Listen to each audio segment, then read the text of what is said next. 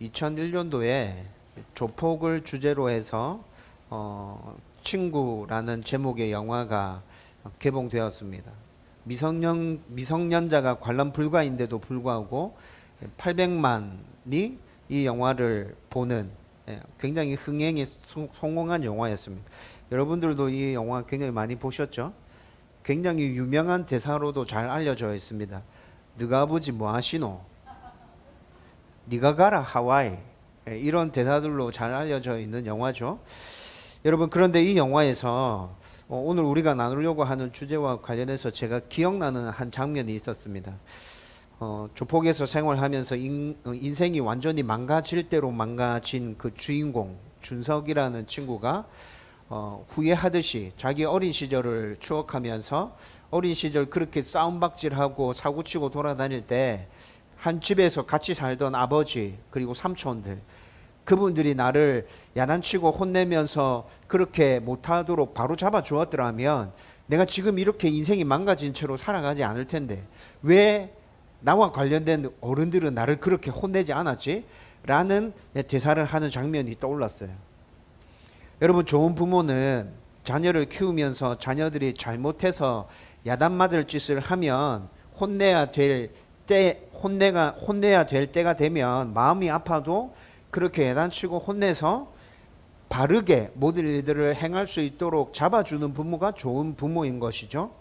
뭐든지 다 해주고 싶고 또 자녀들이 잘 자라면 좋겠다는 소원으로 내가 어떻게 하면 우리 자녀가 잘 자랄까 굉장히 많이 고민하는데 무조건 다 해주고 무조건 받아주고 오냐오냐 하면 그 자녀들이 잘 자라든가요? 절대로 그렇지 않아요.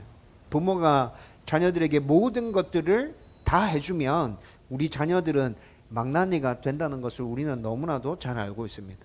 그래서 성경에서도 뭐라 얘기하고 있죠? 잠언에서 굉장히 많이 얘기해 주고 있어요. 자녀들이 잘못했을 때는 혼내고 야단쳐야 돼, 훈계해야 돼, 바르게 이끌어줘야 돼. 성경에서 계속 말씀해 주고 있다고요. 또 죄를 범한 사람에게 정당한 형벌이 내려지지 않아서 문제가 되는 상황도 굉장히 많이 목격하게 됩니다. 지난주에 해외에서 일어난 이런 경우의 사건을 제가 TV에서 봤어요. 태국의 재벌 3세가 음주운전을 해서 사람을 치었는데 그 사람이 죽었어요. 그래서 경찰서에 바로 붙잡혔는데 검찰이 무혐의 처분으로 이 재벌 3세를 그냥 풀어줬어요. 그런데 이 사실이 알려지면서 태국의 시민들이 분노해서 대규모 시위를 벌이고 그 재벌 3세를 다시 구속하고 수사를 제대로 해라고 데모를 하고 난리가 났어요. 너무 시위가 커지자 경찰에서 수사를 다시 하겠다고 발표를 했거든요. 그런데 수사를 다시 하겠다고 발표만 하고 8년 동안 수사가 진행되지 않았습니다. 그 8년 동안 이 재벌 3세는 태국을 벗어나서 전 세계를 돌아다니면서 여행하고 호화호식하면서 지냈고 마약도 손대고 계속해서 사고를 치고 돌아다니는 거죠. 8년 동안 이 사건이 해결이 안 됐대요. 여러분, 우리나라에서도 이런 일 정말 많이 보지 않습니까? 권력이 있고 빽이 있고 돈이 있으면 죄 있는 사람도 죄 없이 되고 죄 없는 사람도 죄 있는 사람처럼 되고. 여러분, 그래서 생겨난 말이 무슨 말이에요? 유전 무죄, 무전 유죄라는 말이 생겨나게 되었죠. 여러분, 오늘 우리가 나눌 말씀은 하나님이 인간이 범한 죄에 대해서 어떻게 진노하셨는지에 대해서 살펴보려고 합니다. 인간이 범한 그 죄에 대해서 하나님께서는 어떤 형벌을 내리셨는지 오늘 쭉 살펴보려고 하는데, 여러분, 하나님께서는 한치의 오차와 빈틈도 없이 정확하게 진노하시고 정확하게 형벌을 내리셨거든요. 그런데 이게 한편으로서는 굉장히 무서운 이야기이면서 동시에 또 한편으로는 정말 애절한 사랑이 담겨 있는 이야기예요. 여러분, 오늘 그것을 여러분들과 함께 나누어 보려고 합니다. 이 하나님이 바로 저와 여러분들의 하나님인데 오늘 말씀을 나누면서 하나님의 그 공의로우심과 그 사랑을 동시에 깨달아 알 수 있었으면 좋겠고, 이것을 깨달아 알므로 인해서 우리가 붙들고 있는 이 복음이 얼마나 가치 있는 것인지 더 깊이 가슴에 새길 수 있기를 주님의 이름으로 축원드립니다. 지금 우리는 우리에게 복음이 왜 필요한지를 알기 위해서 로마서 1장 18절에서 3장 20절까지의 말씀으로 우리가 죄인이며 죄인인 우리에게 하나님의 진노가 임했다는 것에서 지금 말씀을 쭉 살펴보는 중에 있습니다. 그래서 인간에게 하나님의 진노가 임했다. 이게 로마서 1장 18절 말씀이었죠. 그리고 인간의 내면의 양심과 자연 만물에서 하나님이 충분히 드러나 보이고 있기 때문에 우리는 하나님을 몰랐다고 핑계할 수 없다라는 말씀이 1장 19절에서 20절 말씀이었습니다. 그리고 하나님의 진노가 인간에게 이렇게 임한 이유는 하나님께서 하나님께 영광을 돌리라고 인간을 창조하셨는데 인간은 하나님께 올려드려야 될 영광을 올려드리지도 않고 감사하지도 않고 자기 자신이 주인 행세를 하면서 계속 죄악의 늪 가운데로 빨려 들어가고 있기 때문에 하나님의 진노가 임했다고 말씀을 나누었어요. 이게 1장 21절에서 22절의 말씀이었어요. 그렇지만 인간의 이 자유의지가 죄 때문에 이렇게 망가져서 마음대로 살아가고 있지만 그럼에도 불구하고 계속 하나님이 계시다는 게 망가진 자유의지를 통해서도 느껴진다 그랬죠. 그래서 인간이 뭘 만들었다 그랬어요. 하나님이 살아계심이 계속 느껴지니까 요거를 어떻게 바꾸어서 자기가 계속 주인 행세하고 싶어서 우상을 만들었다 그랬잖아요. 우상을 만들고 이 우상이 절대자라고 말하면서 그렇게 우상을 숭배해요. 그런데 실상은 뭐예요? 우상을 조정하면서 자기가 주인 행세를 하고 있는 거예요. 그리고 지난주에 우리가 나누었던 말씀은 뭐였죠? 지난주에 나누었던 말씀은 그러면 인간이 구체적으로 어떤 모습으로 죄악을 점점 더 심하게 행하고 있는지, 어떻게 죄의 늪으로 광속으로 달려가고 있는지에 대해서 우리가 지난주에 구체적으로 살펴봤죠. 이제 오늘은 죄의 늪에 이렇게 빠져서 허우적거리고 있는 인간에게 어떤 하나님의 진노가 임했는지에 대해서 구체적으로 한번 살펴보려고 합니다. 여러분 크게 두 부분으로 나누어서 살펴볼 거예요. 그런데 지난주 말씀과 연결되어지고 있어요. 그래서 지난주 들었던 말씀을 여러분 머릿속에 떠올려가면서 오늘 말씀을 들어가면 더 빨리 이해될 수 있을 겁니다. 첫 번째로 죄의 늪에 빠져서 허우적거리고 있는 인간에게 내려진 하나님의 진노는 내버려 두심입니다. 오늘 우리가 읽었던 본문에서 전사님의 아이들 설교할 때 말씀 드렸었죠. 24절, 26절, 28절에 내버려 두셨으니 라는 말이 반복적으로 계속 등장하고 있습니다. 여러분 이렇게 하나님이 인간의 죄악 가운데 내버려 두신 것을 신학적인 용어로 유기라 합니다. 하나님의 유기. 이 조금 어려운 단어죠. 그런데 유기라는 말은 우리가 평상시에도 잘 씁니다. 동물 유기 이런 말 쓰죠. 예, 버렸다는 그냥 아무런 조치도 취하지 않고 그냥 버렸다는 것입니다. 그런데 지금 우리가 살펴보려고 하는 하나님의 진노 첫 번째가 내버려 두심, 하나님의 유기라는 것이죠. 그런데 이 하나님의 내버려 두심은 하나님의 예정이라는 교리 안에 포함되어져 있는 거예요. 그래서 하나님의 예정이라는 교리를 더 정확하게 알면 하나님의 내버려 두심이 얼마나 무서운 것인지 잘 이해할 수 있게 됩니다. 하나님의 예정이라는 이 교리는 하나님이 사람의 구원과 관련하여서 미리 세우신 계획을 말하는 것입니다. 하나님의 예정은 사람의 구원과 관련해서 세우신 계획이에요. 성경을 읽다 보면 또 이 용어가 등장하는 건 아니에요. 그런데 신학자들이 하나님의 작정이라고 또 하나님의 교리를 얘기해요. 하나님의 작정. 하나님의 작정은 이 세상 모든 만물과 관련한 하나님의 계획이에요. 작정은 만물과 관련된 하나님의 계획, 예정은 인간의 구원과 관련된 하나님의 계획이에요. 그런데 이 예정 안에 하나님께서 인간을 구원하시기 위해서 어떤 사람을 구원하기로 선택하셨다라는 것이 하나님의 선택입니다. 그리고 또 어떤 이들은 그냥 내버려 두셨다. 이게 하나님의 유기입니다. 하나님의 예정의 교리 안에 이 선택과 유기가 같이 들어가 있는 거예요. 이 유기라는 말이 지금 우리가 살펴보려고 하는 내버려 두심이라는 것이죠. 여러분 그런데 어떤 이는 구원하기 위해서 하나님께서 선택하셨고 또 다른 어떤 이는 그냥 죽게 내버려 두셨다는 이 예정의 교리가 공평하지 않아요. 하나님 왜 그렇게 하셨죠? 하나님 좀 이상한데요? 라고 말하면서 이 교리를 따지는 사람들이 굉장히 많습니다. 하나님은 사랑 그 자체라고 말하면서 사랑 그 자체이신 하나님이 사람을 구원해 주시려고 하면 모두 다 구원해 줘야지 왜 어떤 일을 버려? 그리고 또 하나님은 공의로우신 분이라고 하면서 인간을 죄에 따라서 벌하시려고 하면 모두 다 죄에 따라서 벌하셔야지 왜 어떤 이들은 또 구원해 줘? 이거 이상해요. 그렇게 하는 기준이 뭐죠? 하나님 왜 그렇게 하시는 거죠? 이렇게 따져서 묻는 사람들이 있다는 거예요. 죄로 인해 죽을 수밖에 없는 인간의 처지에서는 여러분 충분히 이렇게 따지고 질문할 수 있는 거죠. 그런데 하나님은 이 질문에 대해서 굉장히 다양하게 우리에게 답변을 제시해 주고 있습니다. 여러분 로마서 9장에 가보면 토기장이의 비유가 등장하고 있거든요. 이 토기장이의 비유가 이 질문에 대한 답이에요. 쉽게 설명하면 토기장이 비유가 어떻게 나오죠?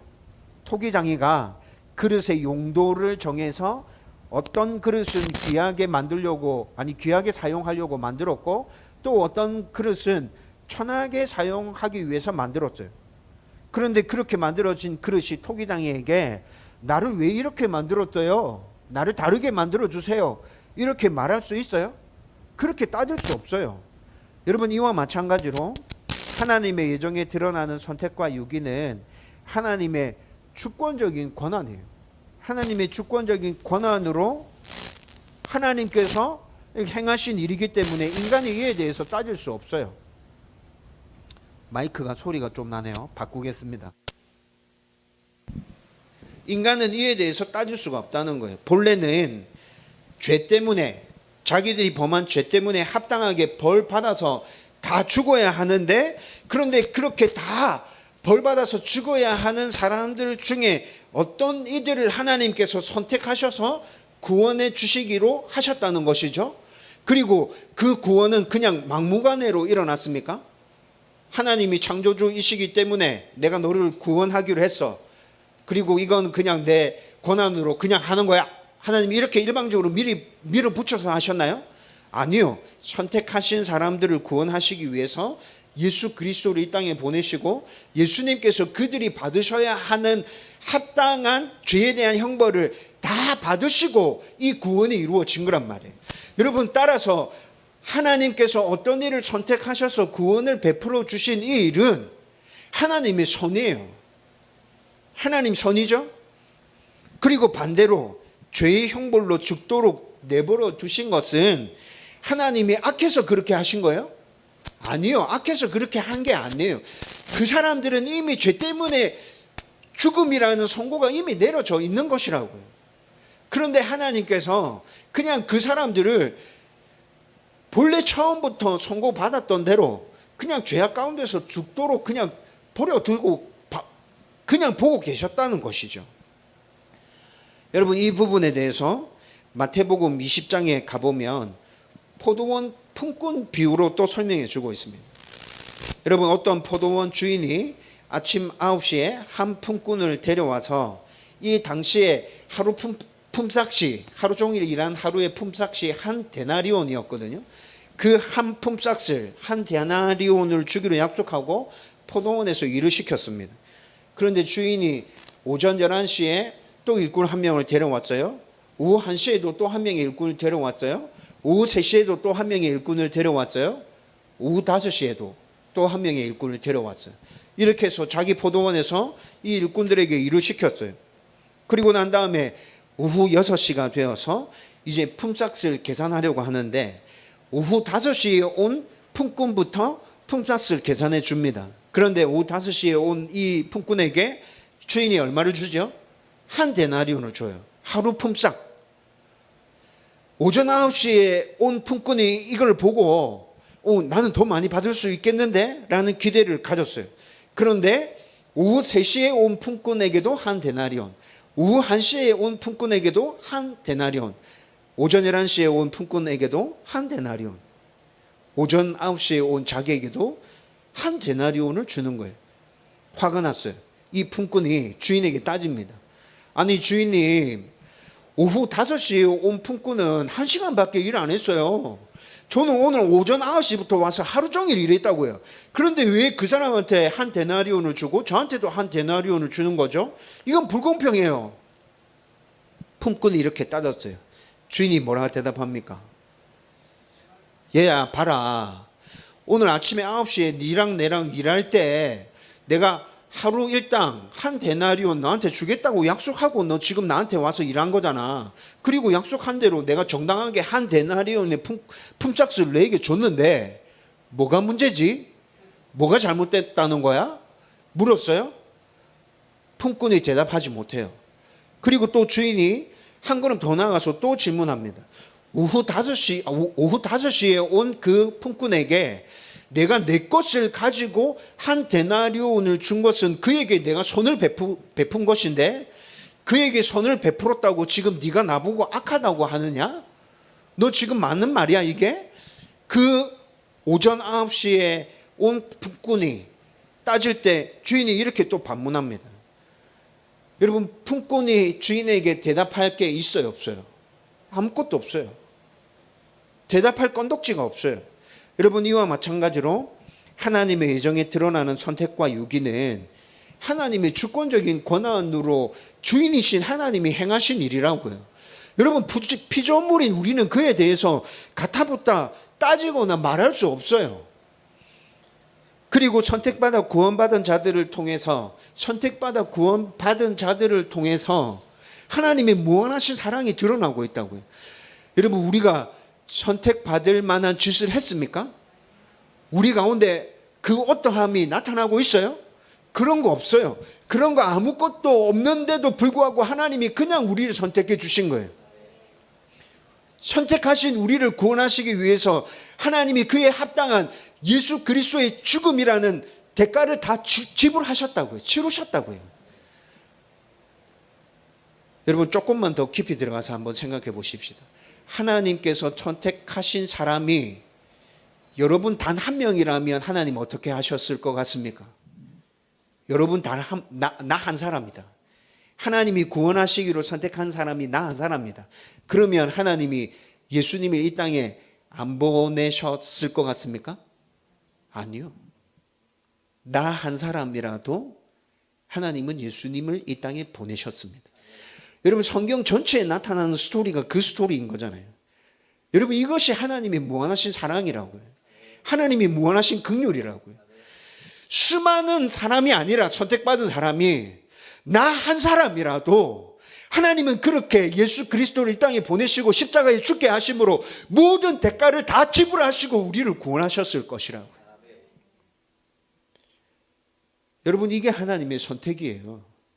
그러면 하나님의 유기, 하나님의 내버려 두심은 뭐죠? 하나님의 내버려 두심은 여러분 그것을 통해서 공의로우신 하나님을 드러내 보여주고 있어요. 하나님은 죄에 대해서 정확하게 심판하시는 분이야. 심판하겠다고 말씀하시고 난 다음에 대충 넘어가는 분이 아니야 라는 것들을 유기를 통해서, 하나님의 유기를 통해서 우리에게 정확하게 보여주고 있는 것이에요. 여러분, 그렇다면 여러분, 우리가 이 사실을 정확하게 알고 있다면 하나님의 선택과 관련해서 우리는 하나님을 찬양해야만 합니다. 하나님의 유기와 관련해서도 우리는 그 하나님의 공의로우심을 찬양해야 합니다. 하나님의 이름을 높여드려야 해요. 하나님의 여정 가운데 드러난 이 선택과 유기를 잘 이해하면 이렇게 하나님을 찬양할 일밖에 없어요. 아무 말할 수 없고 그냥 하나님은 우리의 예배를 받기에 합당하신 분이구나. 그냥 무조건 높임 받으셔야 되구나. 그 하나님의 은혜가 정말 이로 말로 설명할 수 없을 정도로 어마어마한 것이고 그 은혜가 나에게 임했구나. 여러분, 우리는 그냥 이걸 인정할 수밖에 없는 것이라고. 그런데 불의를 행하면서 죄의 늪에 점점 더 깊이 빨려 들어가고 있는 인간들에게 하나님께서 진노하셨어요. 그런데 그 진노가 첫 번째 어떻게 나타났어요? 내버려 두심으로 나타났다고요. 여러분, 우리는 지난주 말씀에서 죄의 늪으로 빨려 들어가는 인간의 모습을 4단계로 나누어서 살펴봤어요. 점점 심하게 죄의 늪으로 빨려 들어가고 있었죠. 그 첫 번째 단계가 뭐였어요? 24절에 나타났었어요. 마음에 일어나는 정욕이라고 말씀드렸죠. 자기의 쾌락을 위해서 하나님이 금하신 것을 하려 하고 뚜렷이 정해져 있는 그 선을 넘으려고 하고 또 하나님의 계명과 율법을 대항하려고 하는 마음의 충동이 불같이 우리 마음 가운데 일어나는 것으로부터 시작해서 죄의 늪에 점점 좀 빨려 들어간다고 그랬어요. 여러분, 그런데 이렇게 정욕이 일어날 때 24절 말씀에 하나님께서 어떻게 하셨다고 말씀하고 있어요? 내버려 두셨다고 말씀하고 있어요. 그 더러움 가운데 그냥 내버려 두셨어요. 아니, 하나님 왜 이렇게 하셨어요? 우리 마음의 정욕이 막 일어날 때 하나님 좀 제어를 해 주시지. 그러면 우리가 이렇게 안 돼도 됐었는데. 여러분, 이미 하나님은 우리에게 자유의지를 주셨고 하면 되는 것과 하면 안 되는 것을 분명하게 말씀해 주신 성경을 주셨잖아요. 하나님께서 하실 일은 이미 다 하신 거라고요. 여러분, 그런데 그 정욕을 제어하지 못하고 통제하지 못한 건 우리였어요. 인간이었어요. 하나님은 그 정욕이 불같이 끌어오는 그 상황에서 그냥 내버려 두신 거예요. 이게 하나님의 진노하심이었다고요. 26절에서는 정욕이 막 끌어올랐어요. 이 정욕에서 가장 심하게 발생하는 게 어떤 정욕이랬죠? 성적인 정욕이라고 그랬죠. 그래서 온갖 성과 관련된 범죄를 저지르고 있습니다. 그러다가 가장 최악의 죄인 동성애까지 사람들이 빨려 들어가죠. 여러분, 지금 성경에서 성적인 죄에 대해서 얘기하고 있고 그 뒷부분에 가면 여러 가지 죄악들에 대해서 다 얘기하고 있는데, 여러분, 제일 첫 번째 성적인 죄에 대해서 언급하고 있는 건 그게 인간의 정욕 가운데서 가장 크게 일어나는 정욕이기 때문에 그걸 대표적으로 딱 등장시키고 있는 거예요. 여러분, 그런데 이렇게 일어나는 모든 정욕이 직접적으로 우리의 행동으로 나타났을 때 그에 대해서 하나님께서는 어떻게 하셨다고 말씀하고 있습니까? 내버려 두셨으니. 그것조차도 그냥 내버려 두셨어요. 여러분, 28절 넘어가 보면 28절에 인간의 자유의지가 망가졌어요. 마음에 일어나는 정욕대로 행동으로 옮겨서 온갖 죄를 범하면서 그렇게 살아가고 있습니다. 그런데 자유의지가 망가졌지만 사라진 건 아니라 그랬잖아요. 그래서 그 망가진 자유의지로 하나님이 살아계시다는 게, 절대자가 있다는 게 계속 느껴져. 그런데 28절 말씀에 뭐라 얘기했죠? 인간은 그렇게 느껴지는 하나님을 계속 밀어내. 아니, 하나님 없어. 내가 주인이야. 무슨 소리해. 나는 내 마음대로 살 거야. 계속 밀어내요. 여러분, 이렇게 밀어낼 때 하나님은 또 어떻게 하셨다고 말씀하고 있습니까? 그냥 내버려 두셨다고 말씀하고 있어요. 여러분, 이렇게 해서 인간은 점점 죄의 늪으로 더 깊이 빨려 들어갔고 결국에 최종적으로 어떻게 되는 거예요? 영원히 죽게 되는 거예요. 하나님은 그 상황 가운데 있는 인간들을 내버려 두셨어요. 이게 하나님의 진노하심 첫 번째. 여기서 우리는 하나님의 진노가 내버려 두심으로 이렇게 나타났다는 것을 기억하는 것과 동시에 하나님의 진노의 관점에서 약간 벗어났지만 앞에서 하나님의 선택, 하나님의 예정의 교리에서 하나님의 선택에 대해서 말씀드렸잖아요. 하나님이 선택하신 사람들이 있는데 그 선택받은 사람들, 지금 예배드리고 있는 저와 여러분들, 선택받은 하나님의 사람들도 하나님의 자녀로 신분이 바뀌긴 했는데 여전히 죄를 지으면서 살아가는데, 그럼 그 사람들은 어떻게 되는 거지? 또 다르게 하나님께서 선택하기는 했는데 아직 돌아오지 않은 사람도 있다고 들었는데, 아직 죄의 가운데서 허덕허덕거리면서 하나님께로 돌아오지 않은 사람들도 있다고 들었는데, 그러면 그 사람들에 대해서는 하나님께서 또 어떻게 하시는 거지? 라는 부분에 대해서 또 궁금증이 생길 수 있어요. 여러분, 하나님께서 선택하신 자들에 대해서는 앞에 조금 설명해 드렸는데 무한한 사랑과 긍휼로 인내하시고 기다리고 계시는 거예요. 여러분, 누가복음 12장을 보면 탕자의 비유가 등장합니다. 이 비유가 선택받았지만 여전히 방황하고 있는 당신의 자녀들을 하나님이 무한한 사랑과 긍휼로 인내하시며 기다리심으로 품어주고 계시다는 것을 잘 보여주는 이야기입니다. 여러분, 이 비유에 둘째 아들이 아버지에게 자기 몫의 유산을 달라고 떼를 쓰죠.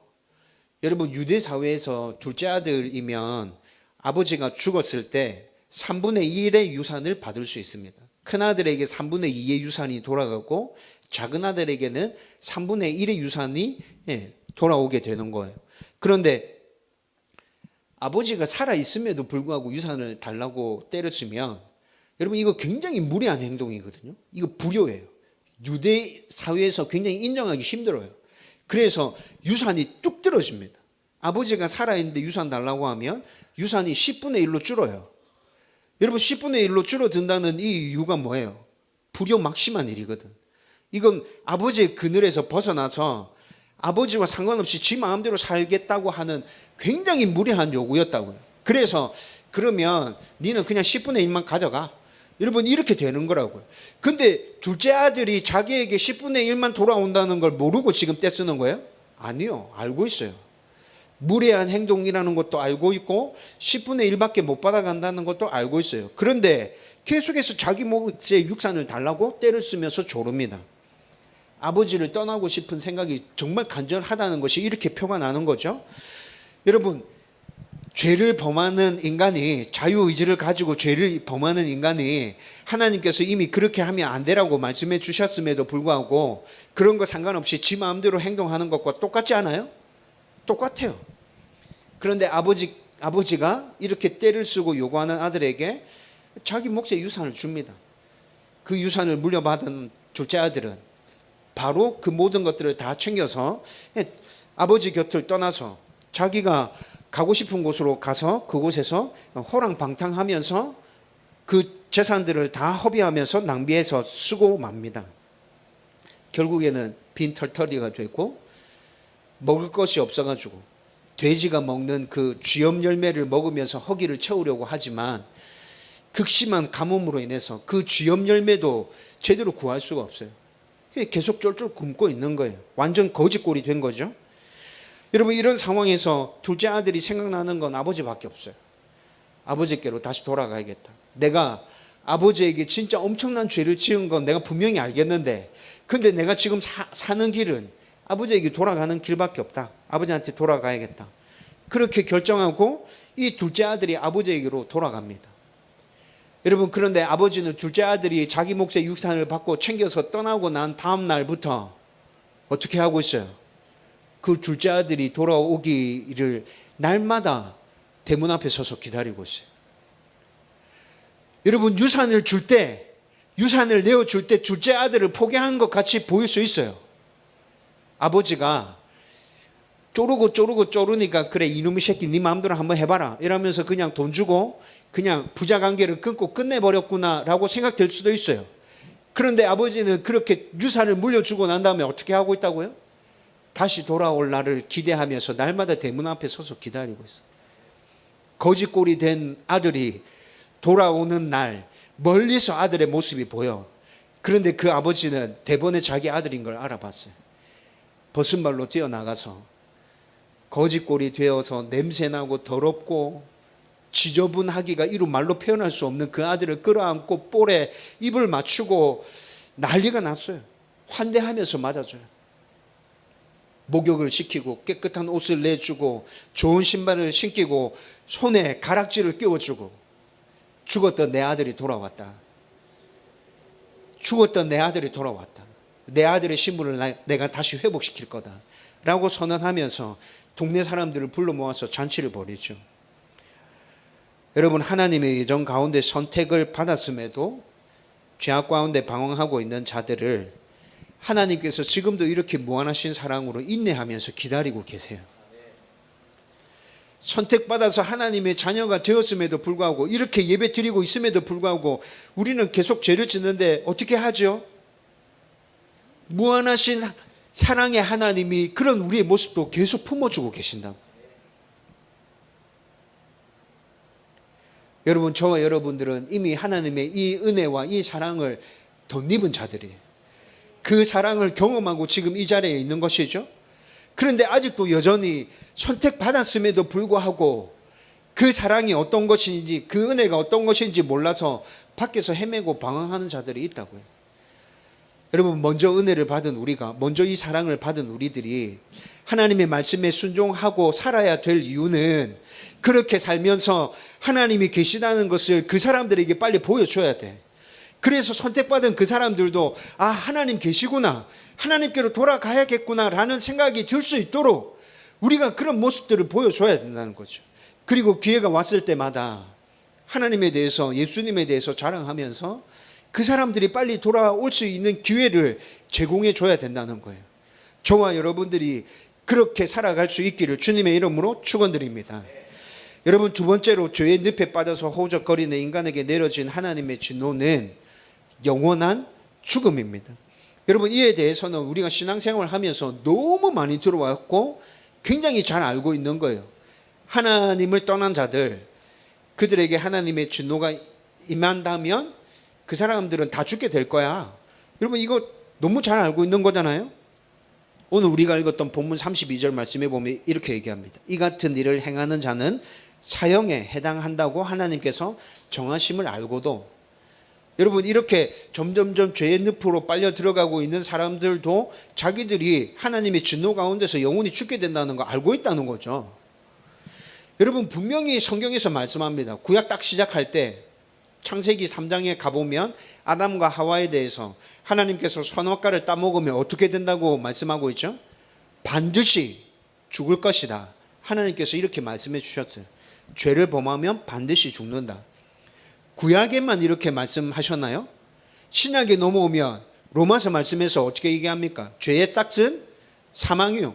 구약에서 말한 그것과 동일한 맥락에서 죄에 있는 사람은 반드시 죽어 라고 성경 전체에서 일맥상통하게 그렇게 선언해 주고 있다고요. 그래서 죄를 범한 인간은 육체적으로도 죽고, 죄를 범할 때 하나님과 분리되기 시작해서 영적으로도 영원히 죽게 되는 거예요. 따라서 죄의 본성을 지닌 우리 육체는 구원받았을지라도 죽어요. 그렇죠? 죽고 난 다음에 어떻게 돼요? 죽지 않는 영원한 몸으로 다시 부활해요. 예수님과 같은 영원한 몸으로 다시 부활할 것이라고 말씀해 주고 있어요. 이 몸은 죽고 왜 다시 영원한 몸으로 부활해요? 이 몸이 이미 죄에 오염되어 있으니까. 이건 죽는 거예요. 그렇게 영원한 몸으로 영원한 삶을 다시 살아갈 수 있는 몸으로 부활하고 난 다음에 구원받은 하나님의 백성들은 하나님과 영원토록 살게 될 것이라고 말씀해 줍니다. 그런데 구원받지 못한, 내버려 두심 가운데서, 죄악 가운데서 계속 허덕이고 있었던 사람들은 어떻게 돼요? 지옥에 떨어져서 영원히 죽게 되는 거예요. 여러분, 이것이 하나님께서 우리 가운데 쏟아 부으신 진노 두 번째라는 것입니다. 불의 가운데서 죄를 범함으로 인간에게 하나님의 진노가 임했는데 그 진노는 이런 것이다 라는 것을 오늘 이렇게 살펴봤어요. 저와 여러분들은 이 사실을 기억하고 여러분 복음을 온전하게 더 붙들 수 있기를 주님의 이름으로 축원드립니다. 여러분, 이제 말씀을 정리하려고 합니다. 이렇게 죄의 늪에서 허우적거리면서 점점 더 깊이 죽음으로 빨려 들어가는 인간에게 구체적으로 하나님의 진노가 어떻게 임했는지 크게 두 부분으로 나누어서 지금 쭉 설명해 드렸습니다. 여러분, 그런데 오늘 말씀을 나누면서 제가 이미 말씀해 드렸는데, 저는 오늘 이 말씀을 보면서 하나님의 예정 가운데 나타난 그 선택과 내버려 두심, 그리고 또 죄악의 늪에서 허우적거리는 인간에게 영원한 죽음으로 진노하시는 그 하나님을 보면서 하나님은 정말 사랑의 하나님이 맞구나, 하나님은 정말로 공의로우신 분이 맞구나 라는 것들을 더 깊이 있게 깨닫게 됩니다. 진짜 하나님은 사랑이시면서 공의이시구나. 하나님의 주권적인 예정의 역사 가운데서 선택에 드러난 그 하나님의 무한한 사랑과 인내와 긍휼들을 더 깊이 깨닫게 된다고요. 저와 여러분들은 이미 그 사랑을 차고 넘쳐 흐를 정도로 받았고, 앞으로도 이 은혜와 이 사랑 가운데서 우리는 계속 이 세상을 살아가게 될 것입니다. 그리고 또 한편으로는 선택받지 못한 자들을 그냥 내버려 두신 것과, 그래서 그들이 영원히 죽음 가운데 이르게 될 그 일들, 그리고 이것뿐만이 아니라 선택받은 자들을 구원하시기 위해서 예수 그리스도를 이 땅에 보내셔서 합당하게 치르신 그 모든 대가들에 대한 하나님의 공의를 더 깊이 확인할 수 있게 된다는 거죠. 여러분, 이걸 정확하게 이해하고 깨닫게 되면 뭐 할 수밖에 없다고요? 하나님을 찬양할 수밖에 없어요. 하나님의 무한하신 사랑에 대해서 찬양할 수밖에 없고 하나님의 공의로우심에 대해서 찬양할 수밖에 없어요. 저와 여러분들이 하나님의 진노에 대해서 이해하면서 하나님의 진노를 두려워하고 무서워할 뿐만이 아니라 그 하나님이 받으셔야 되는 합당한 영광과 경배와 찬양을 온전하게 올려드릴 수 있기를 주님의 이름으로 축원드립니다.